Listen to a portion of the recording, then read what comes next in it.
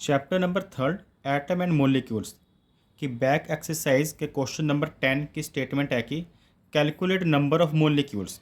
हमने क्या निकालना, नंबर ऑफ मोलिक्यूल्स निकालने हैं of sulphur S8 present in 16 gram of sulphur, 16 gram of solid sulphur में। जो हमें मोलिक्यूल्स दिया गया है सल्फर का, उसका फॉर्मूला क्या है S8। तो 1 मोल ऑफ S8 इक्वल होगा जो उसका ग्राम एटॉमिक मास होगा। किसका? यहाँ पर S8 का मतलब है सल्फर के 8 एटम है, तो 8 एटम का जो ग्राम एटॉमिक मास होगा, सल्फर के 1 एटम का जो एटॉमिक मास होता है वो होता है 32। यहाँ पर 8 है तो हम लिखेंगे 8 multiply gram atomic mass of sulphur. 8 multiply 1 gram atomic mass of sulphur का क्या मतलब है कि 8 को मल्टीप्लाई करेंगे 32 से, क्योंकि इसके 1 एटम का जो ग्राम एटॉमिक मास होता है वो होता है 32, और 8 को 32 से मल्टीप्लाई करने के बाद हमारे पास आ जाता है 256 ग्राम। तो ये तो हो गया कि 1 मोल ऑफ S8 का ग्राम एटॉमिक मास कितना है।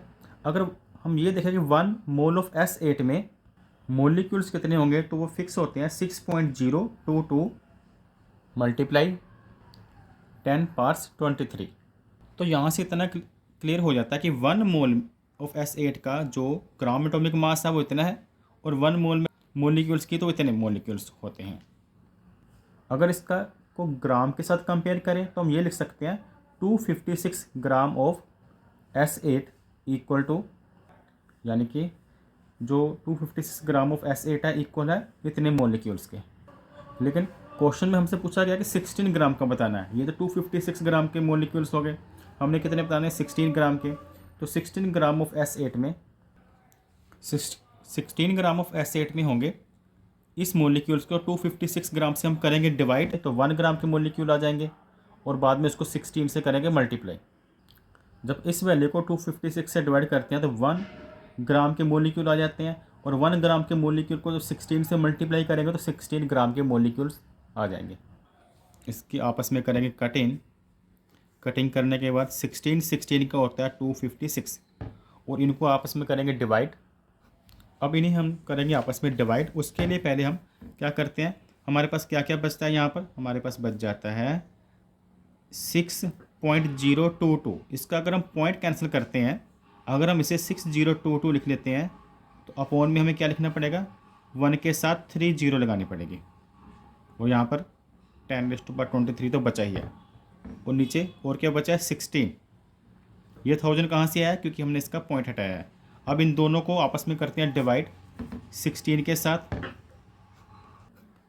6022 को हमने बीच में लिखा और 16 को बाहर लिखा, डिवाइड कर रहे हैं।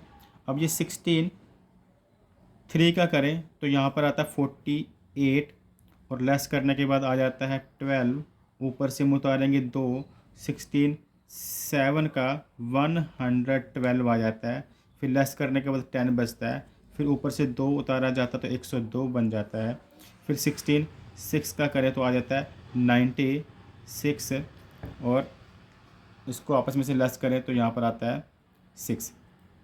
तो हमारा करा के ये कटिंग करके आपस में डिवाइड करने के बाद क्या बचता है 376, और अपॉन में क्या था 1000 था, और 16 तो आपस में इनका डिवाइड हो गया, और 10⁻23।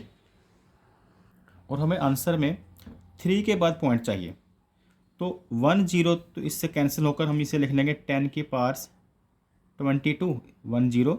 ये इसके 23 जीरो है, इसकी 1 0 से कट करेंगे तो कितना बचेगा 10⁻22, और यहाँ पर क्या बचा 376 अपॉन 100। और जब 100 की ये 2 जीरो क्या करेंगे, पीछे से पॉइंट लगा देंगे, यानी कि 3.76 मल्टीप्लाई 10⁻22 मोलिक्यूल्स आ गया ये। Thanks for watching.